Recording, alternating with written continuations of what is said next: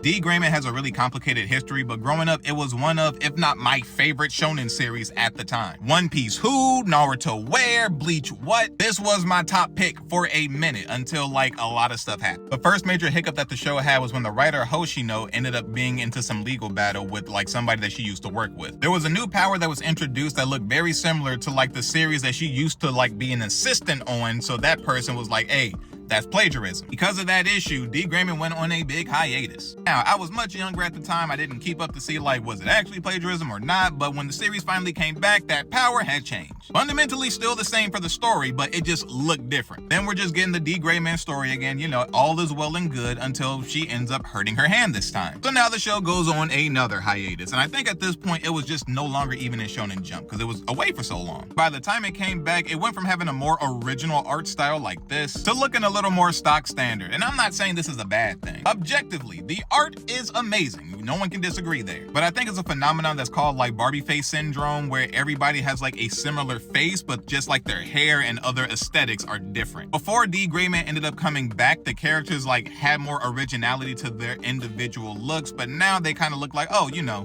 the same way One Piece is. Like Kobe looked a lot more original in the beginning, but now Kobe just kind of grew into looking like another Sabo. The facial structure that Sabo has is used across a lot of different characters. If anything, the only thing that changes is the hair and the eyes. That's what happened with D.Gray-man. But again, it's still an amazing show. So I was still reading, though it's been a minute since I read it, so I'm not like giving a synopsis right now. But the reason why I had stopped reading it is because after all the hiatuses coming in, going out, it ended up being pushed to another magazine where it was turned into a bi-yearly series. For those of you who don't know what that means 4 chapters in 1 year. You thought One Piece was moving slow, and when that happened, I read like 2 chapters and I was like, you know what, nah, I'ma just wait for the story to finish and I will binge the rest of it because I'm not waiting a whole year for 4 chapters. That's crazy. So if anybody else has been like reading D.Gray-man this entire time, it hit me up, let me know. Am I missing anything? Are we close to the end? We in the final saga? I really do want to pick it back up. If you ever wonder who my favorite characters were,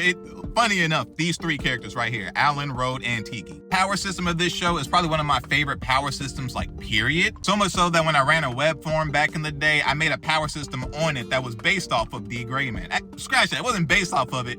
It was the D.Gray-man power system. But I'll say this, if you have not seen D.Gray-man, but you were like, let's say a big fan of Bleach, I'm talking early Bleach, like where it had more of that horror gothic aesthetic, that's D.Gray-man the entire time though. If you were a fan of a series like that, then you'll definitely be a fan of D.Gray-man.